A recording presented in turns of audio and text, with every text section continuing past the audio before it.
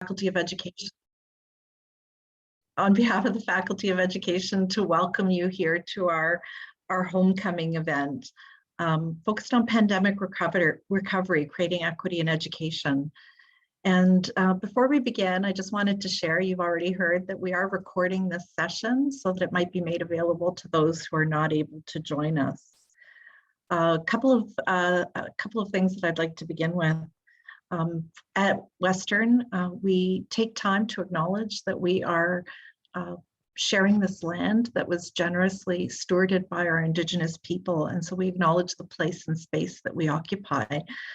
So we acknowledge that the University of Western Ontario is located on the traditional lands of the Anishinaabe, Lenni Lenape, Haudenosaunee, and Arawandran people, on lands connected with the London Township and Sombre Treaties of 1796 and the Dish with One Spoon Covenant Wampum.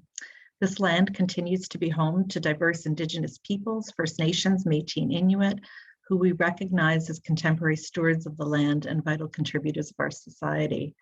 Again, a very warm welcome. My name is Donna Katsopoulos, and I'm very proud to be the Dean of the Faculty of Education at Western University, and very proud to welcome our alumni to this event.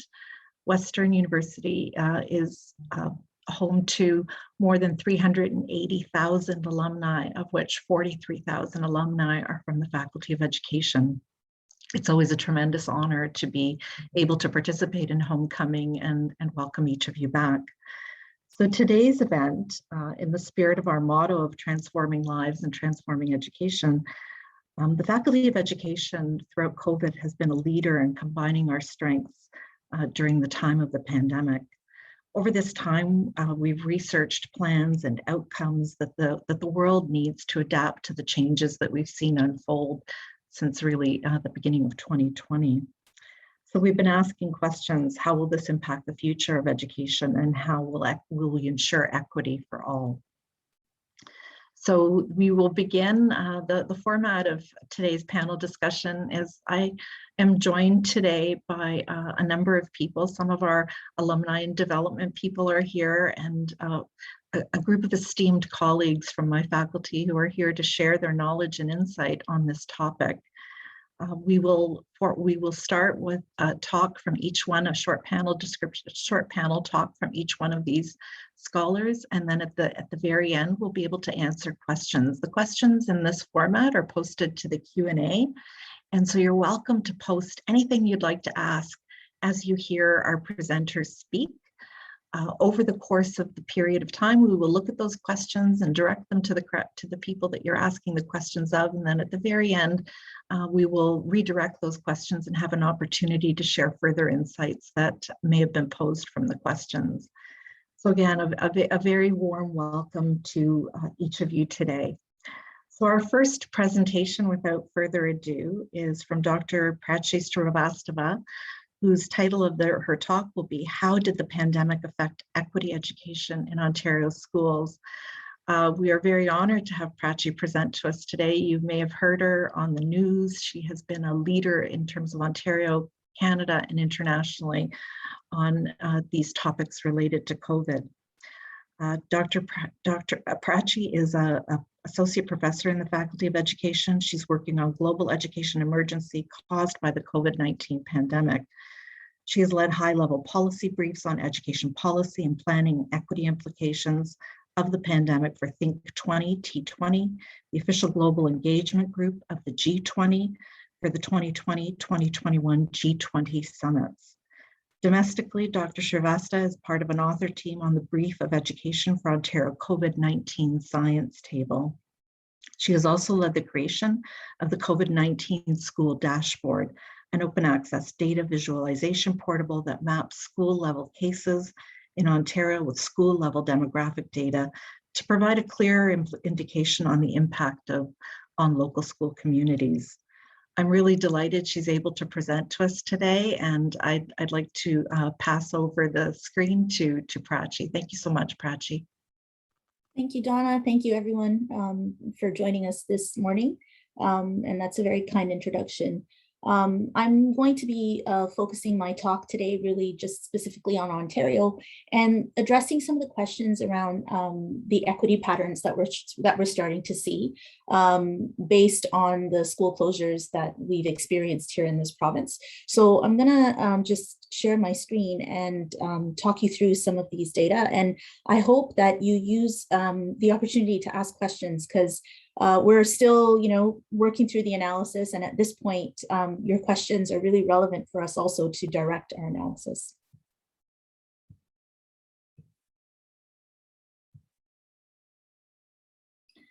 So the main question that I guess we're really interested in asking is how the pandemic affected equity in Ontario schools. Now, I know that most of us were working in education, or we have children in the system, and a lot of the information that we may have is anecdotal. It might be also with our own professional experiences. This research actually allowed me and some of my colleagues to come around this question and look at it from a more provincial, holistic level. And we're really trying to understand what some of the contextual factors were in Ontario as compared to the rest of Canada, and what that means in terms of school level infections. And then of course, what that means in terms of some of the equity patterns that we see. So that's what I'll be talking about today. The education pandemic context in Ontario vis-a-vis Canada is, I think for most of us who've been following the news and of course working in the system, we are probably aware that it's quite, we're an outlier, but probably not in the way that we would like to be. We have had in this province the longest school closures of any other province in Canada. This map that you see was done for the science table brief that I was co-author on, but it was, we looked at all of the school closures from March until the middle of May or so, and that was just the time frame of the of our analysis. But if you go up to June, the end of June, we've had 26 weeks of school closures here, which is actually in terms of the, even in terms of the regional average for North America and Europe, it's amongst the highest for this region, and it's certainly the highest in Canada. Now, what that means is the effect of that is also, I would say, quite substantial, just on a descriptive level, because we also have the largest education cohort in Ontario in by way of numbers of students in the elementary and secondary school system. And here we're really looking at elementary and secondary school closures. We've got about 2 million students, 2.1 million students in the system. That's of around 5.5 million students in this cohort across the country. So it's quite substantial. And 94% of our students attend publicly financed schools. And publicly financed schools, to the best of my recollection, are approximately 75% of all schools in Ontario. So it really does have a big effect in comparatively across Canada. And then of course, within the province, we'll look to see what some of those patterns look like. People often ask me, what has been the effect here in Canada in terms of the responses to education. And that's more of a global question that I get asked. And really, one of the complications of studying equity issues is that we want to look at the macro levels, and then also look within provinces and within particular contexts to see what that is. In Canada, of course, we know that it's a decentralized education system. So there's been quite a lot of variation across Canada, because both the pandemic response has been decentralized in terms of the health strategies, as well as the education provision, which is normally decentralized. So when we're looking at those questions, we need to be mindful of the fact that the responses are going to be quite varied. And we did see quite a lot of heterogeneity across this last year and a half. So what does that mean when we're actually trying to understand within the province, for example, equity issues? Well, I'm a researcher. I'm a public policy and applied researcher, but I am a researcher. And so the first thing I want to look at are data questions. And what we found was that there were a series of data gaps. And this is a complication when we really want to understand equity effects. So the first major equity data gap that we saw was that organizational level data across different sectors. And what I mean by that is workplace data, for example. If you really want to look at organizational level data, those were not available in a comparative way. So while school level data were published, and that's what we used later on in terms of the, well, pretty early on in terms of doing the dashboard and doing analysis, we couldn't do a comparison with other sectors. So we couldn't say, for example, schools compared to workplaces, schools compared to hospitals, schools compared to retail. We couldn't really do that because we didn't have very fine-grained data. What that does is it actually obscures the relationship. We can't really say if outbreaks are happening more or less in different kinds of sectors, other than when they got to a particular level, then we would have access to those data.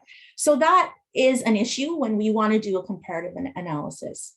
But if you want to look within education, there were data gaps. Again, I'm talking about comparable data. Comprehensive systems level data. So there are smaller studies that are being done, but really when you look at systems level data, there were gaps.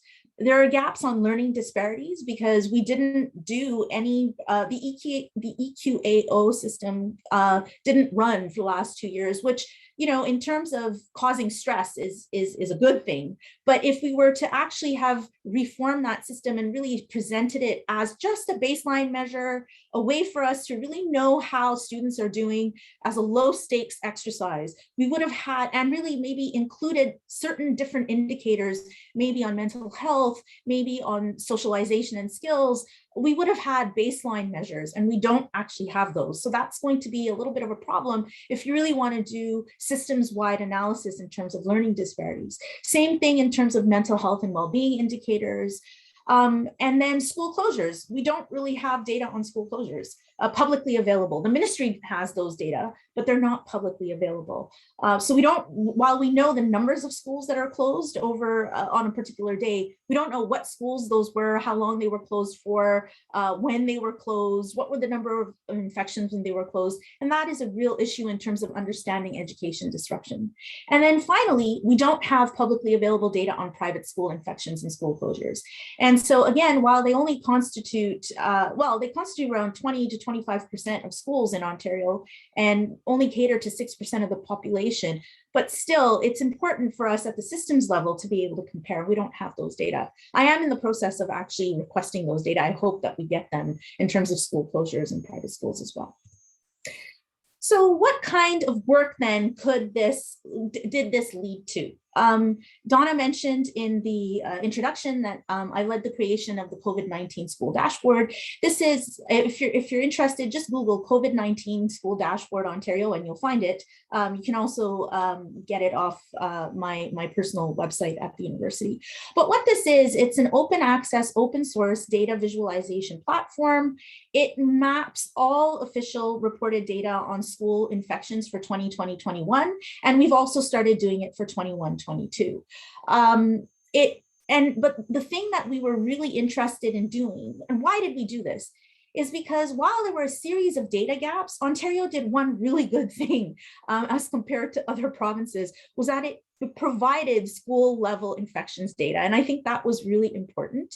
So what we did was we combined this data set with data set on equity related variables, and I'll show you that in just a minute. And what we were able to do then was to understand more of the dynamics around what's happening with school infections. The point of this really was for us to provide a real public information tool for anyone to go and see what the situation is. In their school, in their neighborhood, in their community. You can zoom in, you can zoom out.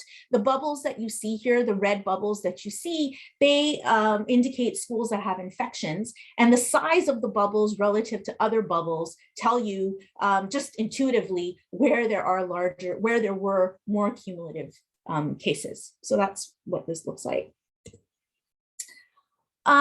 So what do we mean when we say we provide some kind of equity related variables? We provide, so if you're to hover on any school, you can see there's a box here that pops up, the white box. It tells you the name of the school. It gives you the administrative, this is just a school at random. So I'm not trying to pick on this school. It's just any school at random on the dashboard that has infections reported currently. And it tells you the name of the school, the level, which school board it's in, the language of instruction, the enrollment, and then it tells you a host of things about the school demographics. And this was the real value added in terms of trying to understand equity. So it doesn't just tell you the numbers of infections, it gives you the breakdown of the infections, student, staff, unidentified. And this year we're seeing more student infections than staff and unidentified cases because the adults are generally vaccinated. So you'll see that.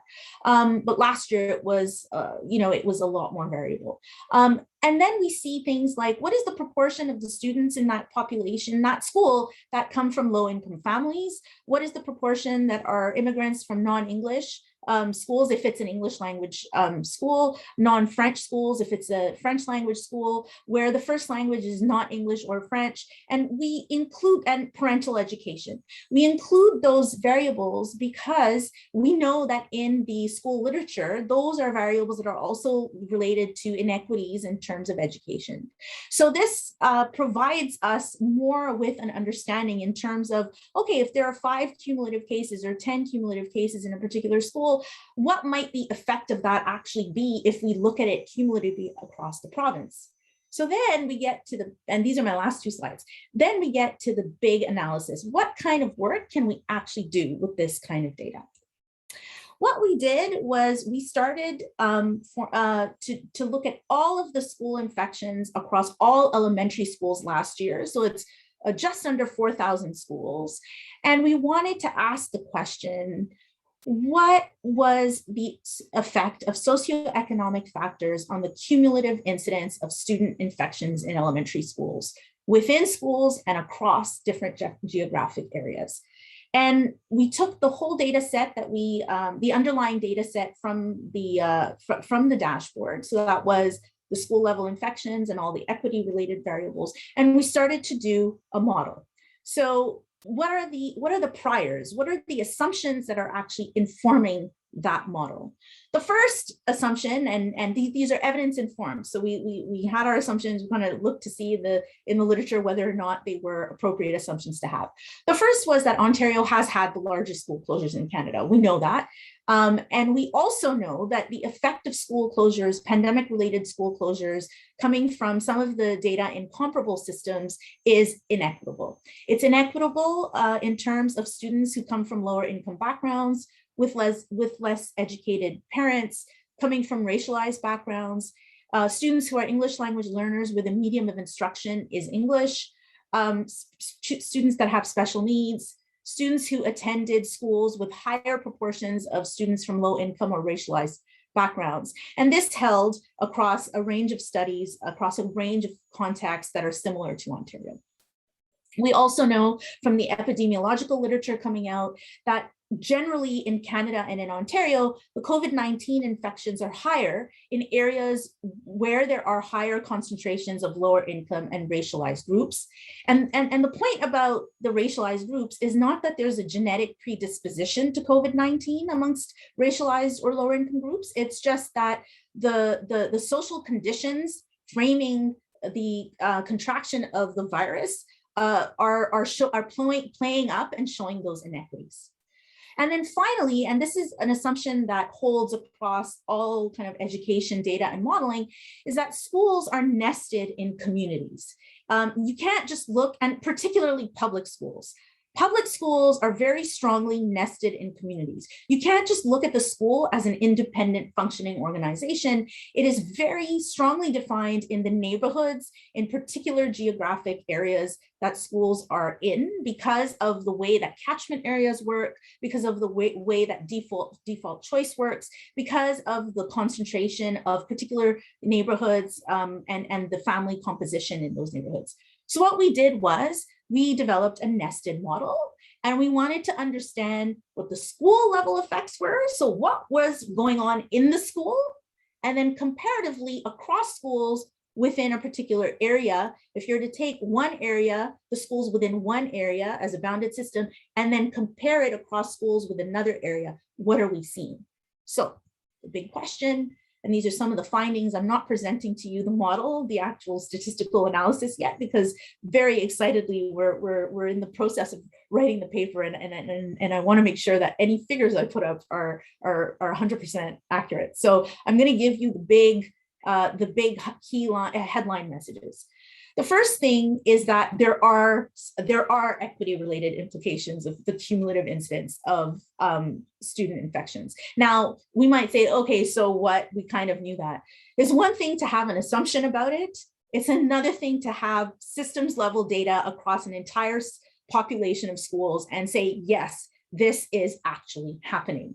So when people say in public discourse, oh, everyone's affected by school closures. Yes, absolutely. Everyone's affected by school closures. All schools are affected by school closures, but certain schools and certain communities are, as the data show, more affected than others. And that's really, really important for us to understand. We need to really have a strong discussion around equity and be very clear that not all effects are the same, that there are inequitable effects.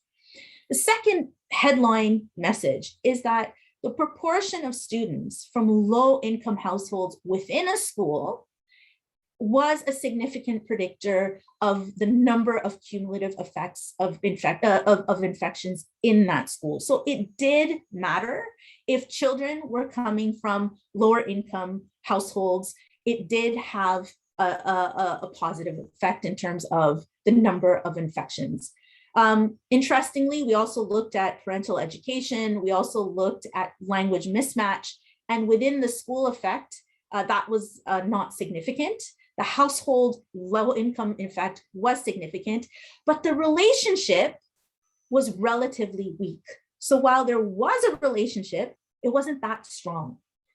The bigger differences were the overall marginalization of households within areas. So schools as a group within areas that were more marginalized, and by that we mean households that, neighborhoods that had households with a lot more income insecurity, that had households that were living in very densely populated homes, or that had a lot of volatility in terms of their residents. So households that really didn't have very, weren't secure in their housing, and households in neighborhoods that had high proportions of ethnic concentration. Those schools on average, if you compare them to schools in other neighborhoods as a group, had much higher instances of COVID-19 infections. That's a very, very strong relationship, and it was significant. So when we want to look at the policy implication, and this is my last point, the policy implication of that is if we can say very strongly that there are inequitable effects that school and that result in inequities, what we want to do for recovery is to target schools as a whole in neighborhoods that are more marginalized. So when we have extra resources, when we're thinking of resource allocation, when we're thinking of programming, when we're thinking of all sorts of programming in terms of mental health, in terms of education recovery, curricular reform, we really as a group want to prioritize those neighborhoods and schools in those neighborhoods. And within neighborhoods, then at the second level, we want to prioritize even further schools that have populations with higher proportions of low income households. So that is the policy implication in terms of really understanding the equity effects, taking it from a systems level and understanding how we can move forward towards recovery. So I'm going to end there. Please feel free to ask me any questions. If something wasn't clear, please do ask those questions. And if you don't have your questions now, feel free to email me. I'm on Twitter. I'm very engaged in public engagement. So I'm on Twitter. My email is open. Send me questions. I'm really happy to engage further. Thank you.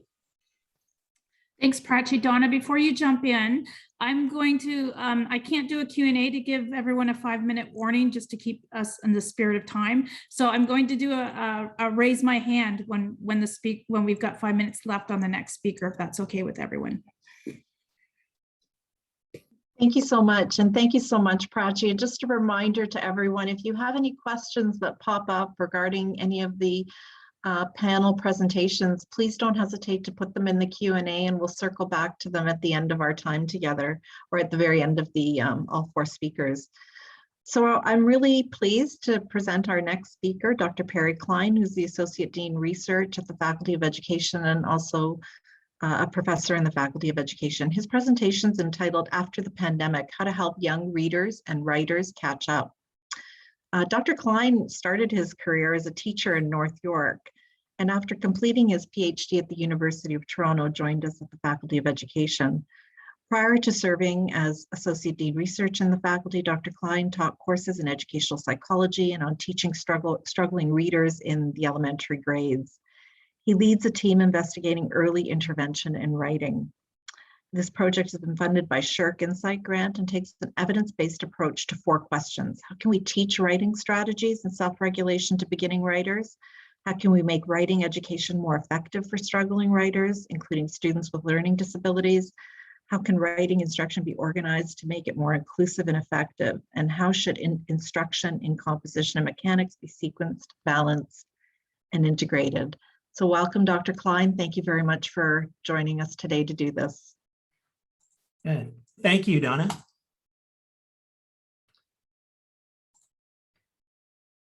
Okay, I think you can see my screen now.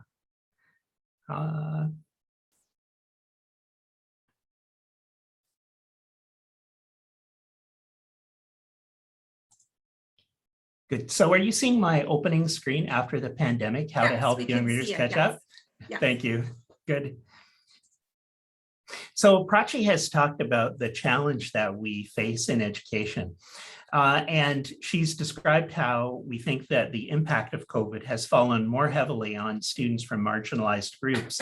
I would add to that it's also thought that the impact of COVID has fallen more heavily on younger students. And so that will be part of the focus in my talk today. I want to suggest that in responding to the pandemic, the time is right for Ontario to adopt an evidence-based approach to initial literacy education. And I think that there are 3 forces that suggest that's the case. One is the need to recover from the effects of COVID, and that will require an effective approach to literacy education. The second is the policy context, which is that the Ontario Human Rights Commission has been conducting an inquiry into the right to read. And I'll be talking a little bit about that. The approach that they're going to recommend is an evidence-based approach to initial reading education. And finally, the research literature is quite consistent in showing what are the practices that are effective in contributing to initial learning of reading and writing. So we'll start with helping young readers catch up. The report from the Ontario Human Rights Commission on the right to read has been underway for a couple of years now. Their report is pending, but they've given quite strong signals about what the content of the report will be about. If you're at all interested in this, I'd encourage you to have a look at the YouTube video from May 5th, where the Senior Counsel for the Ontario Human Rights Commission inquiry talked about their findings and outlined them tentatively. What she described is that the report will be recommending an evidence-based approach to initial reading education, that it will be recommending early assessment of students so that we can be identifying students in kindergarten and grade 1 who are struggling to learn to read, and that students should receive early intervention. So right from the beginning, when kids are having difficulty in kindergarten and grade 1, we'll be acting on that. This signals the possible end of what's sometimes being called the wait to fail model. This is an approach that many school boards used historically, and that was to look at reading difficulties through the lens of the concept of learning disabilities only. And so students would typically wait until they were in grade 4, and then they would be given an IQ test and a reading test. And if their IQ was average or higher and their reading test was substantially below that, they would be identified as learning disabled. They would then possibly get access to intervention. So the implication of that is that intervention often began not until mid-elementary school. And as the Ontario Human Rights Commission inquiry showed through the testimonies that were presented, access to intervention was very uneven. Some students got it, some students didn't. So what do we mean by an evidence-based approach? The idea here is that theory and anecdote are not sufficient guides to how to do initial literacy education. Instead, teaching methods have to be put to the test experimentally. So we would pre-test students, then we would apply a teaching method, and then post-test students. And the progress that they made would be compared to another group that participated in some other teaching method that served as a control group. Another aspect of the evidence-based approach is increasingly the use of meta-analysis. So meta-analysis is a statistical method to combine results across studies. Questions about initial literacy education, different kinds of questions have been investigated in 50, 100, 200 studies. So we need a way to put those results together, and meta-analysis provides that. So what does it show us about evidence-based reading instruction? This is a really well understood area that's been researched for several decades, and the results are quite consistent. It's important to provide students with explicit initial reading education. Students won't pick up reading incidentally in most cases. Instruction needs to be systematic. It needs to include phonemic awareness education. Phonemic awareness is the ability to perceive the small sounds within spoken words. And that oral and auditory ability in young children is actually the developmental underpinning of their later ability to decode words and spell words. So phonemic awareness instruction is important. Phonics instruction is also effective. So the Ontario curriculum includes these elements, but it treats them very briefly. They're kind of buried in a few bullet points within the curriculum document. Our panel today is focused on equity. So the question is, for whom does evidence-based reading instruction work?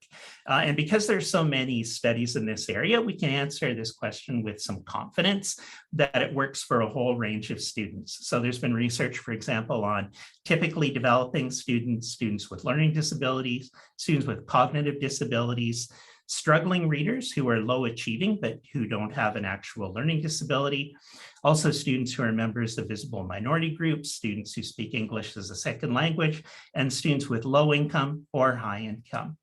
So if we're thinking about what to do to recover from the pandemic, a kind of first step, an important first step, will be adopting effective methods of reading instruction.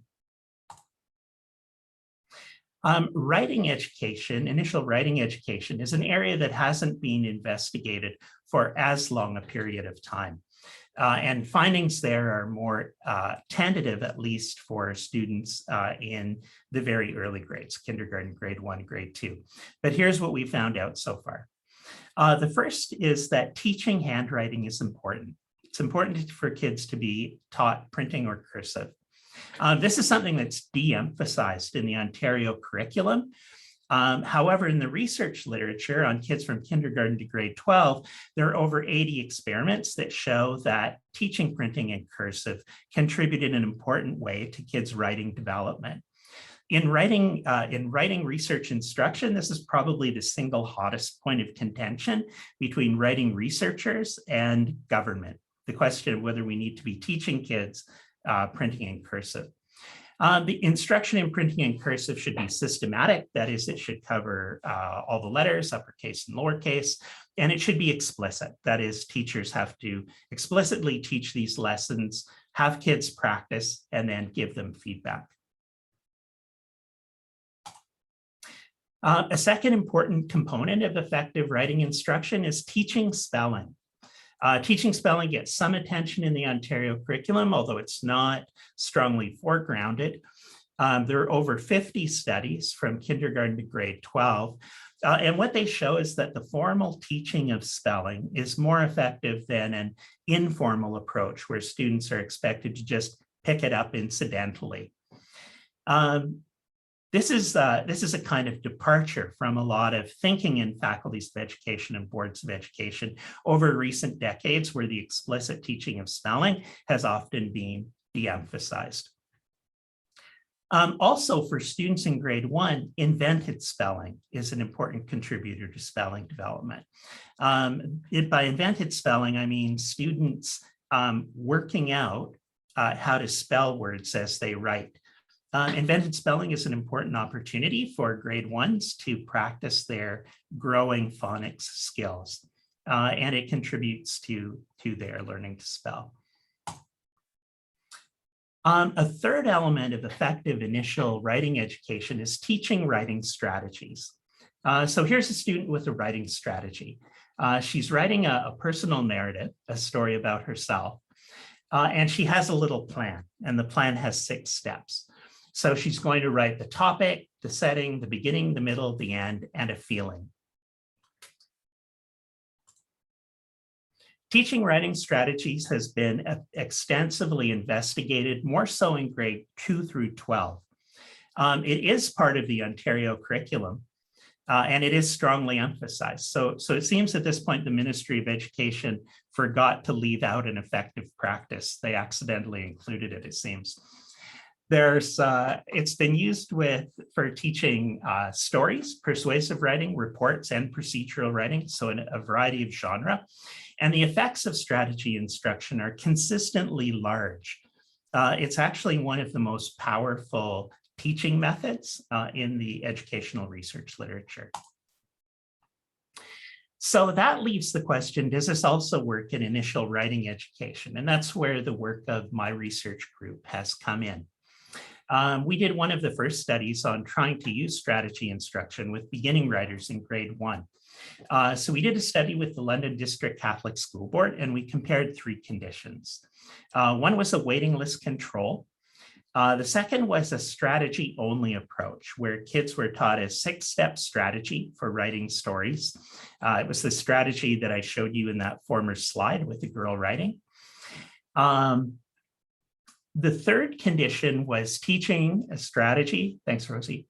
Teaching a strategy and adding self-regulation. So also teaching kids how to do things like check their writing, reinforce themselves for good writing behaviors, and cope with problems that they experienced during writing. And as you can see in grade 1, we got large effects from both strategy plus self-regulation and strategy only. We looked at the question of whether that was true for kids in the lower third, the middle third, and the top third of the class. And we found that effects were actually somewhat larger for kids in the bottom third and middle third than kids in the top third. That's fairly typical of a lot of these effective initial literacy practices. They have at least as strong an impact, and often a stronger impact, with struggling students. So again, coming back to the question of equity, for whom is writing strategy instruction effective? Typically developing kids, kids with low and high income, kids with learning disabilities, struggling writers, kids with ADHD, kids with emotional and behavioral disorders, kids who are English language learners, and kids with autism spectrum disorders. So again, this is a good teaching method, both for the whole class and for following up with small group intervention. So what's next? Here's Dr. Tan, looking worried again. And she's forecast that we may have another wave of COVID. And so what happens if schools close again and kids are back in virtual education? Last year, we did a study on response to intervention in virtual grade 1 classrooms. So we worked with kids during the pandemic. We worked together with teachers and kids during the pandemic. We used the Teams platform. And I just picked this stock photo, which I found interesting because real life didn't look anything like this. It was actually messy. It was very messy doing this with grade ones. So kids were, coming in and out of participating during the lessons. They weren't sitting at a nice setup like this. They were often sitting on the floor. The background was often noisy and there was lots of stuff going on. But we used what's called response to intervention. So a 3-tier approach. The teacher would teach the whole class online, and then our research associate would follow up with a small group. And then because our struggling readers tended to also have very sporadic attendance in class, she also followed up one-on-one with kids who were missing sessions. So the effect of that was positive. Most students, in spite of the kind of difficult platform and medium, made large gains and went from writing a sentence to writing a brief story, like a 1-paragraph story. But we did find that kids needed at least a mid-kindergarten level of printing and spelling to learn a writing strategy. So that points again to the importance of remediating kids' basic printing and spelling skills. So what's the next step? I think the next step is evidence-based practice. The Ministry of Education needs to foreground it more strongly in documents. Faculties of education need to make it a bigger part of pre-service training. Boards of education are in different places in terms of their move toward evidence-based practices. So in conclusion, if you'd like to get involved, if you're an experienced elementary school teacher, I would encourage you to apply for a position working with our research team. We have a position posted right now for a research associate. So please email me if you're interested in helping beginning writers, especially struggling writers, succeed after the pandemic. I want to thank my research team. So here's my research team: Jill Dombrowski, Kristen Shaw, Serena Thompson, and Maddie Cassola. Thanks very much. Thanks so much, Perry. I saw so many interesting connections to as adults when we try to write and print after being only online. I'll look forward to the questions. I may have one for you there. So I'm really pleased to welcome our next speaker, Dr. Katrina Scott, who is the Director of Center for Research on Education and Violence Against Women and Children at the Faculty of Education. Her talk is responding to the shadow pandemic of gender-based violence and child maltreatment. Katrina is a psychologist and a professor. She's a CRC Tier 1. She leads an applied research program aimed at ending violence in family relationships, with specific expertise on addressing violence perpetration in men. She's internationally known for her research on empirically and ethically sound policies and practices for intervening with men who've used violence against their partners and children. Incredibly challenging work. The Caring Dads program that she developed is currently running in many sites across Canada, as well as in the US, UK, Ireland, Wales, and Germany, Australia, and Sweden. And she's currently leading work that brings together professionals from across Canada to identify and better recognize the expertise of specialists who provide services to address intimate partner violence. She's a contributor to the international networks, including Dev at Work Network and the Safer Families Center of Excellence. And it goes without saying that given the recent events at Western over the last couple of weeks, your talk is timely in so many ways. I will note as well that Katrina and her team at CREVAC have provided extraordinary leadership to Western during these challenging events. So I'll reiterate my sincere thanks for your leadership in this way as well. So welcome, Katrina. Thank you very much. Thank you so much, Donna. I will share my screen. I just wanted to start by saying that I'm really pleased to be able to present here in this forum and after some presentations to really look at how schools are doing and how and what needs to happen with schools. And the reason I'm so happy to do that is because I know, as somebody who works with families where there has been violence, that schools are an absolutely critical safe haven for children who may be dealing with child abuse or neglect or exposure to domestic violence. So the Center for Research and Education on Violence Against Women and Children, or CREVAC for short, brings together a number of academics, community members, and policy leads that are committed to the development and application of knowledge to prevent violence through promoting innovation, collaboration, and equity. CREVAC was established in response to a federal study on the problem of violence against families and relations and violence against women, which was triggered by the 1989 murder of 14 women at l'École Polytechnique in Montreal. The hope at the time was to better understand and then prevent deaths like that from ever occurring again. Well, we still have a long ways to go to make that a reality. Violence against women and children has been referred to as the shadow pandemic of COVID. This is because events like COVID inevitably increase risk for violence against women and within families. Social isolation is a contributing factor, as are stresses associated with the impacts of the pandemic, such as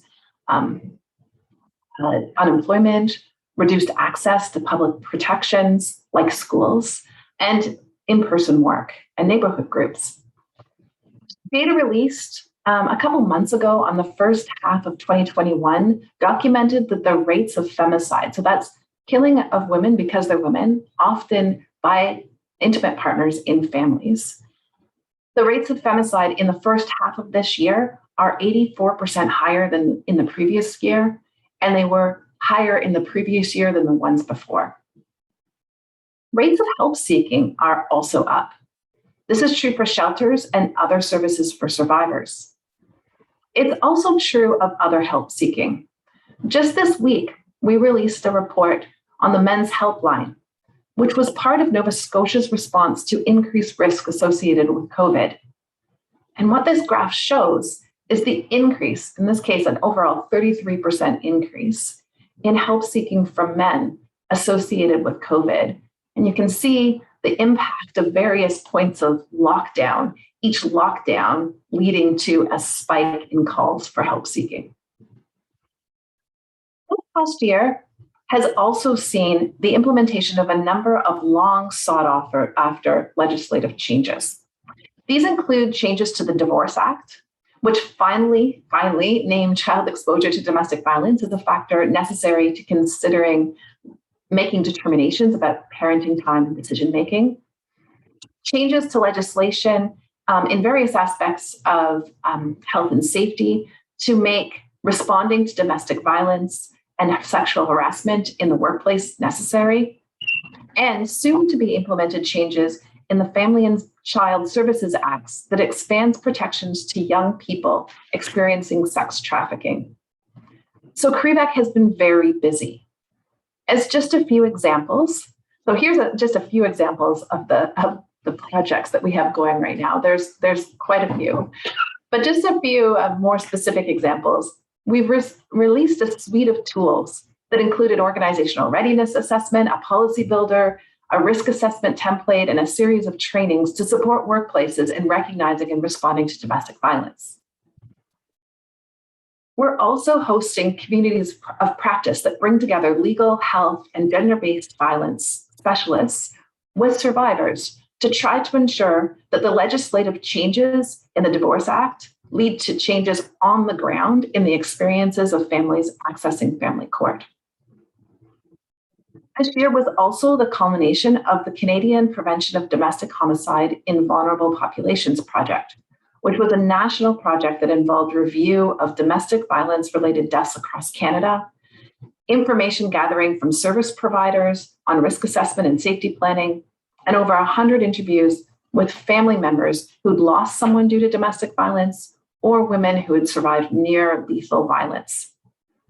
Some of these results have already been published in a book that we've come out and in a number of papers, and there are many more to come. We have also continued our work as a hub for bringing people together and sharing knowledge. What has been different this year has been our reach. With the rapidly changing service landscape and the need for information and the move online, our community of practitioners, and policymakers, and researchers have turned to CREVAC as a hub to share and to disseminate information.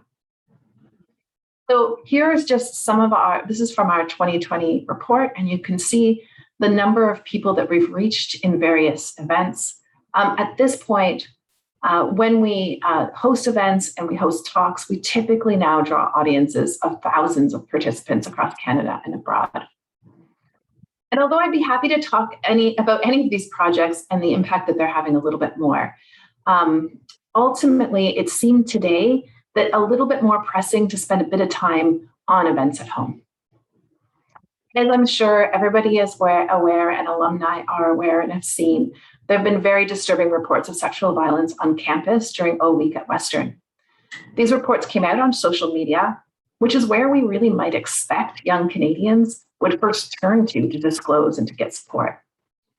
My thoughts, like yours, are on the safety of students and on the need to respond to make things better. Last week, a reporter asked me, why is this happening now? Why, after Me Too, why are we still talking about this? Why are we still seeing this? And I think there are a lot of complicated reasons. I wanted to reflect on just a couple. I think one, I think there's more work that needs to be done on the rise of misogyny and backlash and the very strict individualism that is driving a number of different increases, including those that affect racialized communities, that reflect gender diverse communities, and that influence higher rates of violence against women. It's also important to remember that there's a developmental context to this. The group of students that are coming to university now have essentially not had 2 years of high school. That is not 2 years of high school in-class experience where these kinds of conversations may come up in a range of different subjects.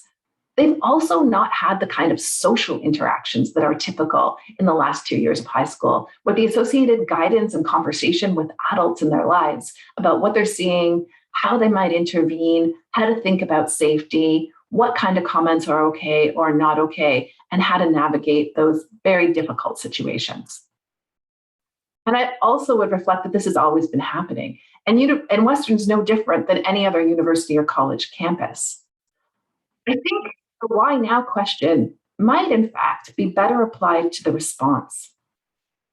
Thousands of UWO students organized and rallied to demand that we do better.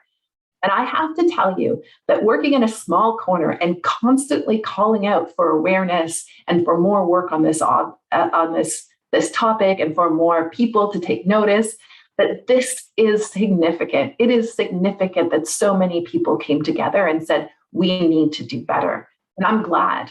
I'm also glad to see the strength of the university and the commitments that have been made to have these conversations, particularly to have conversations with students and to set up in-person talks and trainings. And then I wanted to reflect just a little bit on preparedness and why having a place like CREVAC is so important. So we've become much more aware of preparedness as even a concept over COVID, thinking about the need to have early warning systems, the need to have notification, why public health is so important, so that so that there is a response ready, so that we can organize for mass vaccinations, so that we can organize communication, so we can do tracking. Well, preparedness is not just important for pandemics, it's also important for these kinds of events. It's like in the pandemic, we need to be ready to respond. And I want to talk a little bit about what the university is able to draw on as a result of the work that CREVAC and other players at the university have done. First of all, CREVAC has recently, the university recently renewed their sexual assault policy. It's survivor-centered, it's recently updated, it was developed in collaboration, and it puts the decision-making in the hands of survivors. The university already had well-developed training and materials. And so one of the things CREVAC's been able to do is take them up right now and take them to vetting by our youth advisory committee. We have a training in responding to disclosures of sexual violence ready and disseminated and disseminating and rolling out to campus. and we're ready to have conversations with men. So Man-Made, which is a program that CREVAC is working on evaluating, but it's developed by Innova, has conversations with young men about violence. So if anything, as all this comes together, if there's any silver lining, it will be that Western can do what it hopefully generally does, which is take these strengths, learn along the way, and develop a state-of-the-art response that can be implemented across other colleges and universities. So thank you.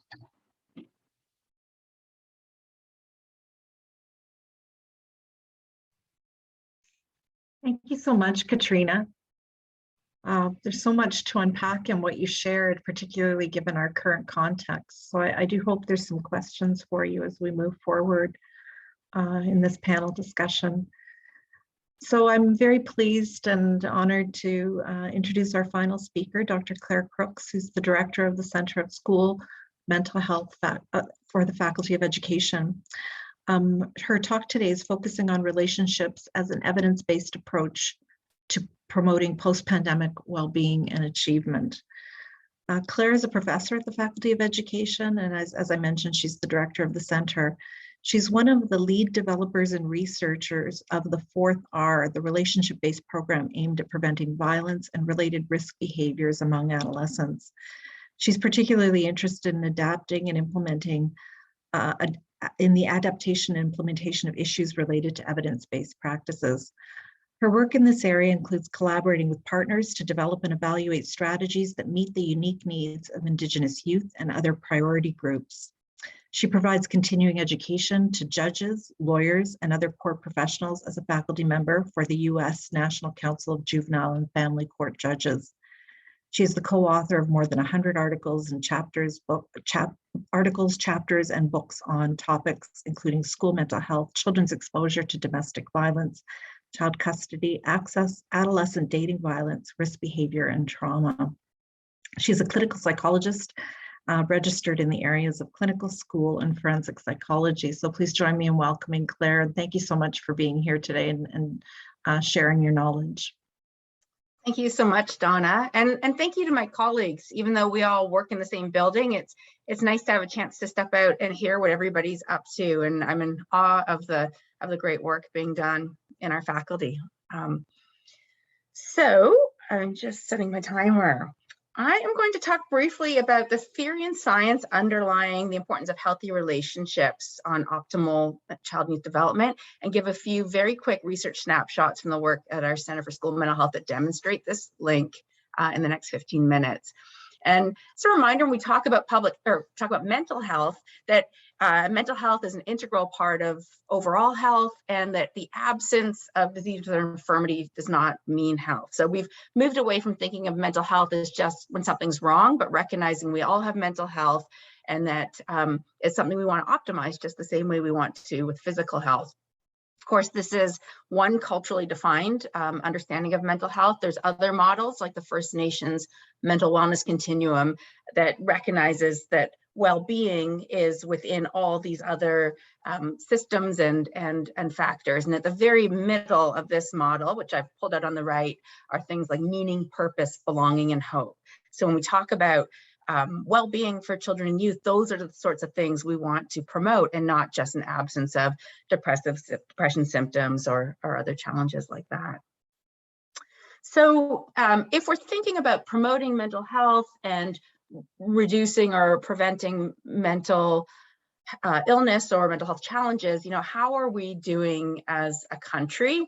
And the answer is not great. Here's the quick overview. So even before the pandemic, we've seen increased stress and distress among children and youth over the past few decades.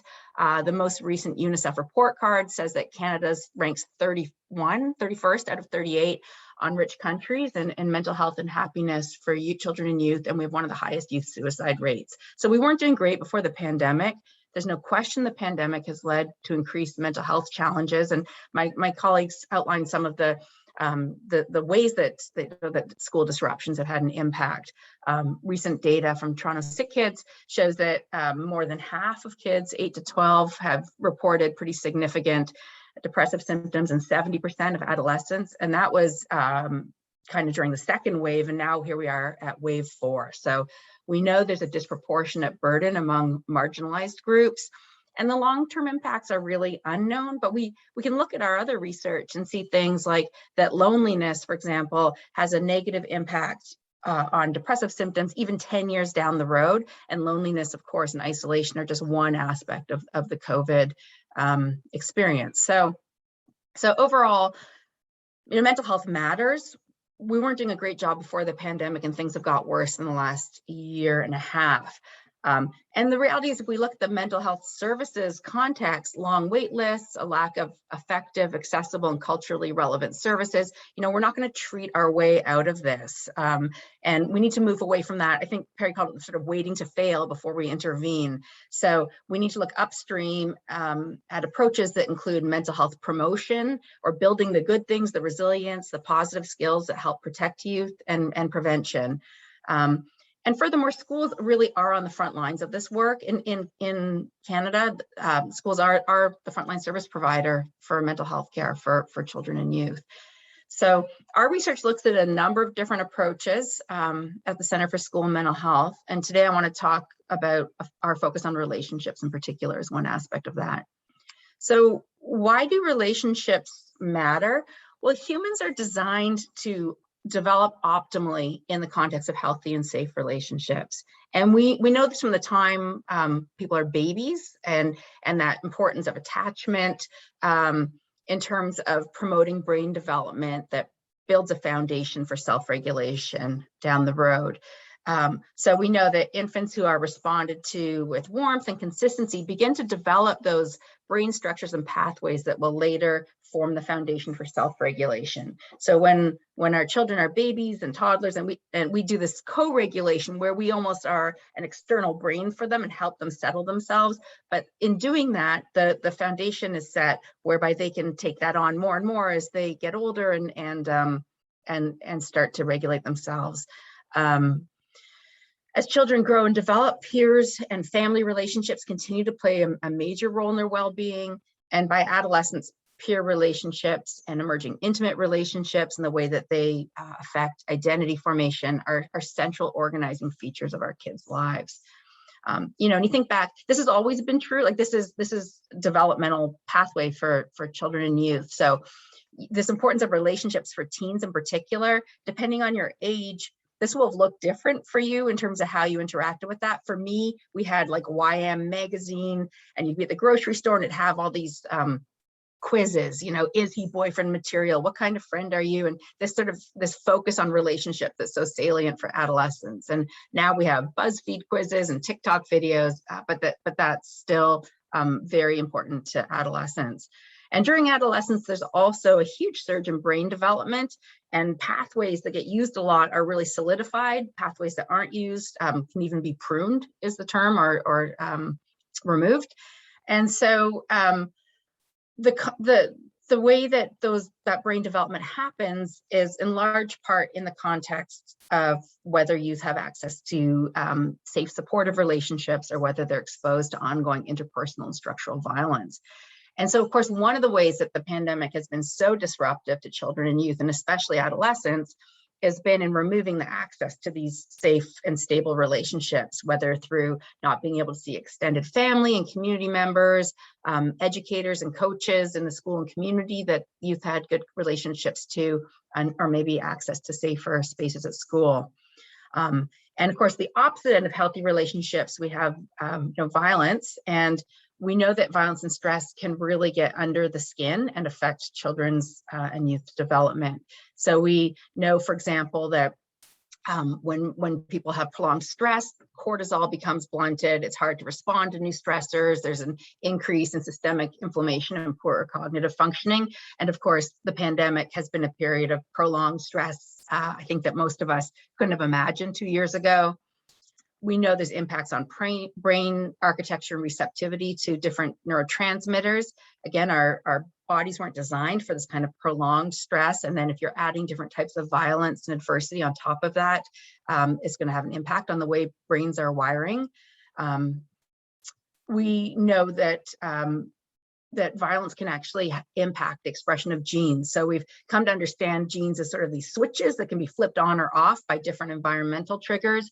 And there's certain sort of genetic predisposition, for example, to depression that can be flipped on or off, again, by the context of relationships. And finally, we also know there's premature aging impacts on DNA. And these aren't even all the mechanisms, these are just some. And I'm offering these as to make the bigger point that stress is not good for our bodies and brains, but that relationships, and this focus on relationships and preventing violence, is not just a kind of warm, fuzzy, feel-good thing that psychologists get excited about. So it's more that relationships really are the context for healthy development, and safe relationships and freedom, being free from violence, are critical for optimally developing children and youth. So I'm going to turn now to some of the work we do at the Center for School Mental Health. We're located in the Faculty of Education, and we have a multidisciplinary team. Currently, we're about 18 staff and 20 graduate students and a few undergrads. We come from diverse backgrounds: psychology, education, critical theory, women's studies, political science. Many of our staff have really different experiences in terms of their work in the community. A quite diverse group in terms of even the languages we speak at the center. So that's our team. And we develop and co-develop and implement and evaluate mental health promotion and violence prevention programming in a wide range of settings. This is our website link and some of our current projects here. So anything that I talk about today, there's lots more information if you're interested. So what has our research shown us? Well, we have a range of intervention research projects. They differ in terms of their focus, whether they focus more on the relationships part or developing healthy coping and self-regulation strategies. We work with different audiences. They all emphasize sort of relationship skill development, coping and self-management. And they also all focus on supporting adults who work with children and youth. And what we've learned from this, I'm going to just offer 3 examples to show how this all comes together, to show that, again, this relationships-based approach can have an impact on well-being and mental health, and in some cases on academic outcomes as well. So first, I'm going to talk about our Uniting Our Nations. And again, I'll say any of the research I mentioned, the publications are available, the journal articles are available on our website, and we also have 2-page plain language research summaries for any of our published articles. So the Uniting Our Nations project is a mentoring program for Indigenous youth, and that's overseen and run by my colleague Mike Sywink, who's in the middle photo here, and he's also an artist, and that's his artwork on the right on the mentoring manual. And so we have an elementary mentoring program where Mike goes in and mentors students in groups, in First Nation students in groups in grade 7 and 8, and then a peer mentoring program in secondary schools where older students mentor younger students, and Mike sort of mentors the whole group. And these programs are culturally relevant, have a focus on culturally relevant teachings, and then also the healthy relationship skills that all our programs have. And our 2-year quasi-experimental evaluation of the programming showed that youth involved in mentoring for 2 years had better positive well-being, so that positive mental health. They had improved cultural connectedness and actually improved academic success compared to their peers. And this was an important finding, this sort of grouping, because sometimes, or all too often, we sort of set up this focus on social emotional well-being as it being in competition with academic success. And what this research showed is that when you focus on those connections and having culturally relevant programming, youth benefit in ways you'd expect in terms of social and emotional growth. They also did better academically. So they're not in competition. It's that youth do best when they feel safe, supported, and connected to their school environments. Second, I want to give you is a program called Strong, and it's a small group intervention working with refugee and other newcomer youth in school and community settings. And so we've done some preliminary research on that, and have a couple of publications showing that again, taking this skills-based and relationship-based focus that youth benefited in terms of increased resilience and coping strategies, but also that connection to other youth and to the facilitators of the program were really important in terms of the benefits that they experienced. And then final example I want to give you is a mental health promotion program we have with 2S LGBTQIA+ youth. And this is work headed by my colleague, Dr. Alicia Lapointe. So it's a small group intervention that was initially designed to be implemented in gender sexuality alliances or GSAs in schools, but has now been adapted to communities-based intervention as well. And it's a program that is very identity affirming. There's lots of group discussion. There's still that focus on healthy relationship skills and coping with stress. And also looking at some of the unique stressors that gender, romantic, and sexual minority youth face. And our pilot work showed, again, that youth benefit in terms of their own individual skill development.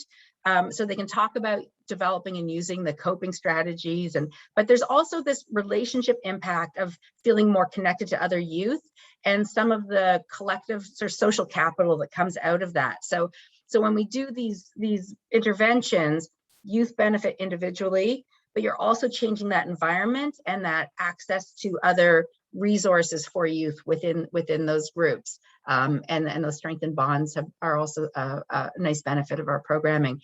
So those are a couple of very quick snapshots of the ways that we use relationship-focused mental health promotion with groups who have been marginalized and where there are equity considerations to do this work. I would add that a big focus at our center is sharing what we learn, and we have a number of infographics and plain language reports, plus our publications, plus whiteboard videos on our website. So this was just a high-level introduction to some of our work, and if you're interested, I would encourage you to look at it there. So in closing, I think a couple things that we can say here, that relationships, they are the foundation for healthy development. These skills can be taught, but it's not just an individual responsibility. And that's, I think, where some of the equity considerations come in, that we can support relationship skills and mental health skills among groups who have faced a lot of barriers, but it's not all up to those groups to somehow develop the skills to deal with the fact that there's still many structural problems. So we also need to develop relationship promoting environments, and some of that requires us looking from an equity lens at what needs to change. And finally, I think the nice thing about a relationships focused approach is that we all have a role to play. So whether we're educators or parents or coaches or neighbors or aunts or uncles, that anything that we do to promote connection with children and youth and to model good relationship skills and to give them a space to talk about these challenges. And I love that point that Katrina made, that maybe that's part of what's been missing the last couple of years, but anything we do as adults to help youth develop those skills and connections is an investment in their well-being. So thank you.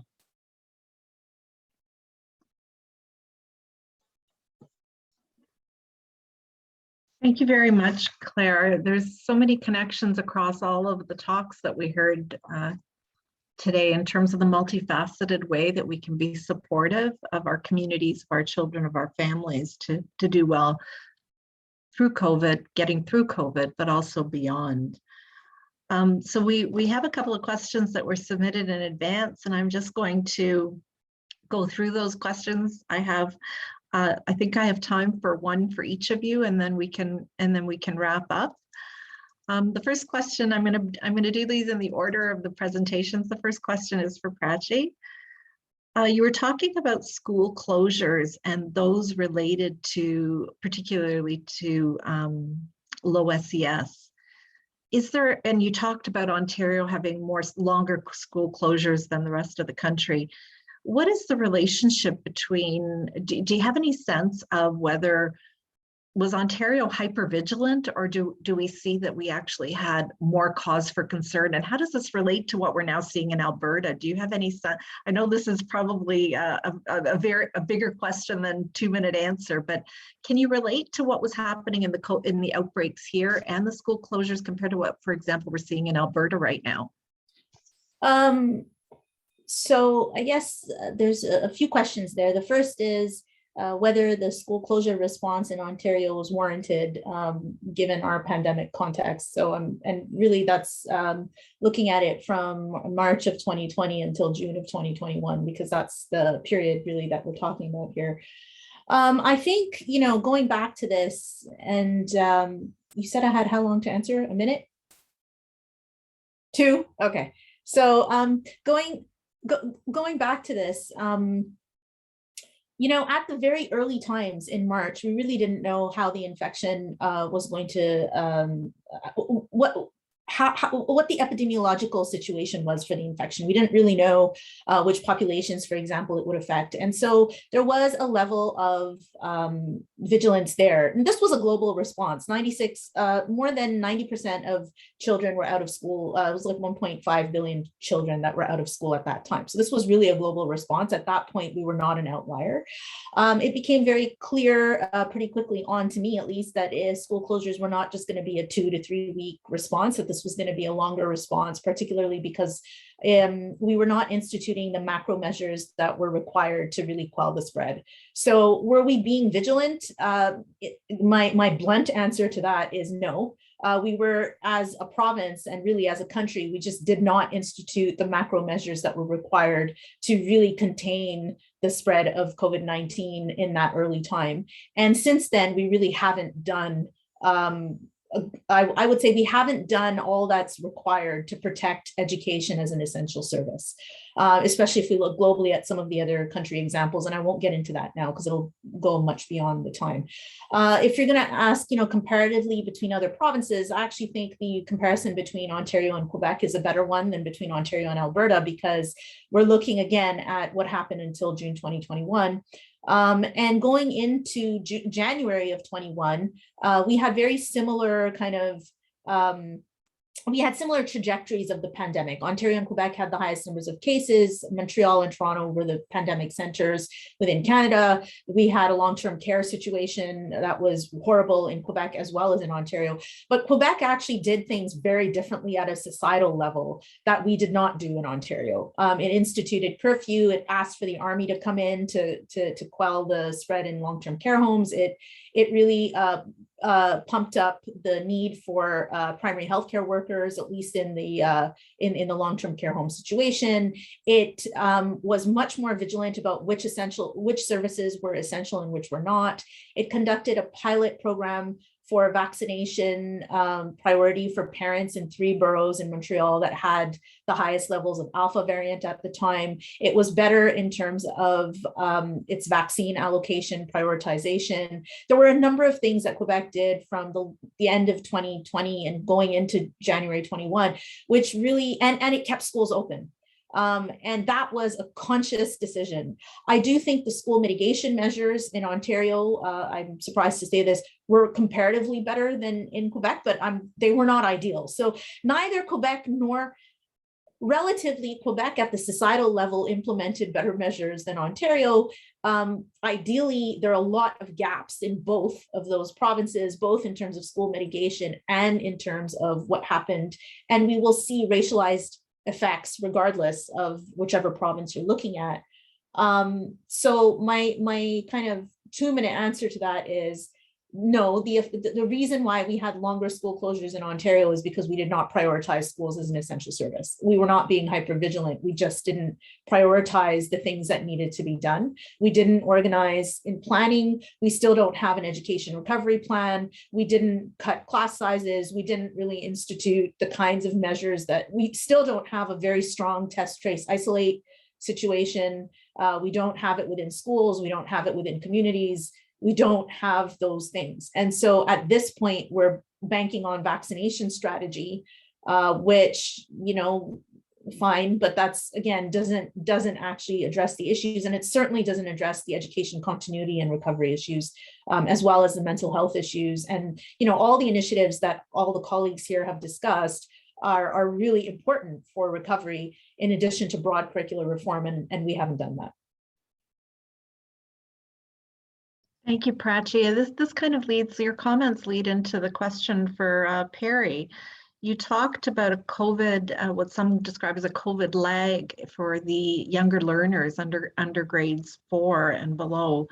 what is this going to mean for teachers who are taking on these students in those grades and grades 5 and 6? What is it that those teachers are going to have to be thinking about? Yeah, I think descriptively, a way of thinking about it will be that, you know, teaching grade 1 will almost become like teaching kindergarten and so forth. The kids will really be coming in many cases, you know, months behind academically. It was interesting that Prachi pointed out that there's been there have been 20 weeks of school closures in Ontario, because we found that when we were conducting our study at the end of the year, kids levels of printing and spelling and so forth were roughly that distance behind where we might expect them to be at that time. That is, they were roughly, you know, half a year behind in terms of those skills. And so that will apply not just to sort of academic skills, but also kind of social and academic behaviors in the classroom, right? We know that kids, for example, self-regulatory behaviors in the classroom are important. And so many kids will have, you know, lagged in the opportunity to develop those because of COVID. Your comments make me want to flip the last two questions. I'm going to go to Claire and then finally to Katrina. Claire, given what you've just heard Perry talk about, what you talked about, I asked Perry about what should teachers be doing, but what should we be doing in pre-service teacher education? What should, are there immediate changes, or are there things that we should be thinking about over the next 5 years in teacher education, given where we're coming out of and how long it may take for us to recover? I think that there's some sense, some hopeful, wishful thinking that the recovery would be quick. But in fact, the impact could be quite enduring. Yes, yes. So I think one of the things that was nice about following my colleagues today is one of the underlying messages from all of us is that there is evidence out there, and this idea of being evidence-based is so critical. So we actually know some things that work, whether it's in teaching early readers or teaching self-regulation and improving executive functioning in little kids. So let's teach those. We also know some things that don't work. Let's stop teaching those. Let's discontinue things that are ineffective.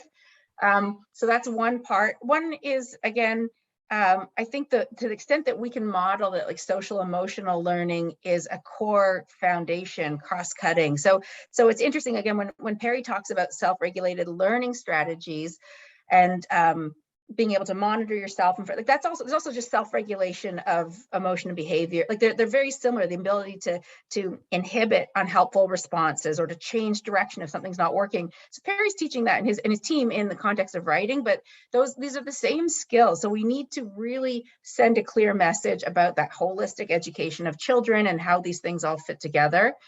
And I think finally we need to really think about the burden on educators, and we can look at it from different lenses around developing their own social emotional competencies. So there's growing research about the importance of that. The educators are getting bigger and bigger jobs. So now they're somehow responsible for this pandemic recovery as well, and socializing all these little kids who haven't really had kindergarten and all these other challenges.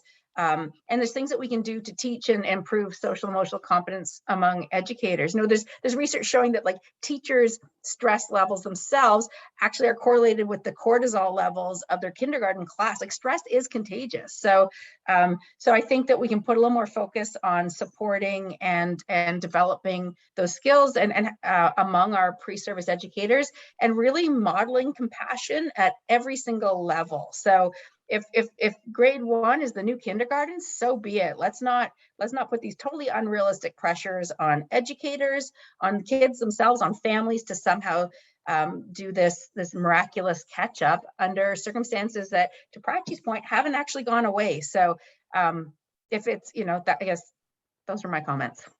Yeah, thank you so much, Claire. The last question is to Katrina, and it speaks to this idea of, I'm thinking of December 6th and the Montreal massacre. And it's a difficult day every year for a lot of women and a lot of families and schools post-secondary institutions because we're reminded of this horrific act of violence. But I look at the time that's lapsed, and I'm cognizant, for example, I recently just completed a study, across Canada study on harassment in post-secondary institutions of women. And it's interesting, as we've been trying to publish this work, that the response has been nothing new. And so, and we've been really thinking about how have we become desensitized to say, okay, there's nothing really new here. We all know that harassment's happening. We all know that violence is happening. We all know that this is an enduring aspect of our society. And now we have COVID that's going to create other enduring implications for the safety of our community and women, and maybe even and violence in men. How do we get past this fact? How do we get past this reality of just saying, okay, this is not new news? How do we make this moment, for example, at Western and COVID, sustain us in a commitment to making change for victims?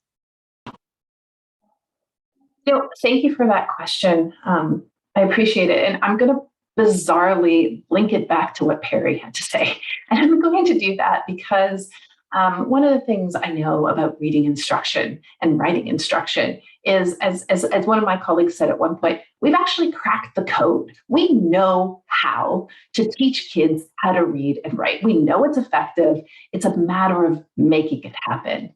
I think that in the area of violence, the area of relationship violence, we're partway along that way. We know something about what we need to do we've broken part of the code. We know how important awareness is. We know how important talking is.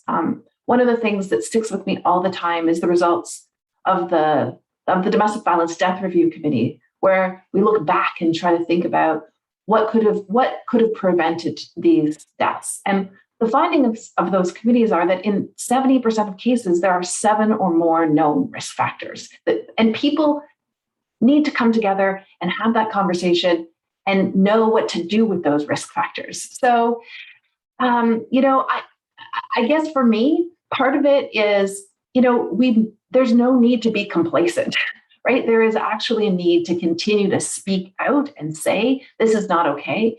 And I come back to our Western students who said that loudly and clearly, and really the hope of that message of a group of people saying, no, actually, this has to stop. We have to be safe in these relationships and in this environment. And it's not okay just to go on as if this always is occurring. There has to be change. We've had one additional question come in, so I'll pose it to the entire panel before we wrap up. One of the participants today asked the question, to date, is there any evidence of differences in learning development and the impact between students who have had COVID-19 and those who have not? I don't know of a study that's looked at children who've had COVID-19 and learning differences. I do know of studies that have looked across age groups, that have looked at cognitive responses and neural responses. And that shows that the effects of COVID really do alter some of the response pathways and even some of the neural pathways. I can't remember if that included children. In fact, that study is being done by Professor Adrian Owen here at Western. And it's the US, the UK, and Canada from the best of my recollection. But we do know that there are long-term learning losses, as Perry has mentioned. There are also, and these are likely to be longer term for students coming from all of those marginalized groups that I mentioned, who have, across the board, and that the learning gaps are are differentiated. So across the board, you'll see learning differences, and the longer schools are closed, the more learning differences you'll see, even if there's virtual instruction going on. And then within the group, always the students that are coming from more marginalized backgrounds, lower income households, less educated, parents in insecure environments coming from, all of those marginalization burdens will have more greater effects. Thank you, Prachi. Did anybody else want to chime in there? Okay. So we've come to the end of our time together, and I'd like to conclude by thanking our alumni who've joined us today and who will watch this at another time. I wanted to share with you an effort that we're making at the Faculty of Education as part of our Transforming Education, Transforming Lives. We're so interested to hear from our alumni about your stories, about how you're doing this. And we've been presenting and publishing some of these stories online. So I would encourage you, I'll have Rosie reach out and share the link. If you'd like to share your story, we'd very much love to hear how you're transforming education and transforming lives. It's important that we are able to celebrate your accomplishments and continue to maintain the relationship that we started with you when you began your education at Western. I wanted to express my sincere thanks to Rosie Trebner, who's the Director of Community Engagement and Development at Education, who helped facilitate today's panel and organize today's panel. Natalie Devereux, Alumni Engagement Officer and Alumni Relations from Western. I wanted to express my sincere thanks to the researchers who have given not only their time this morning, but time that can't be really captured, devoted specifically to the issues that have emerged as a result of COVID.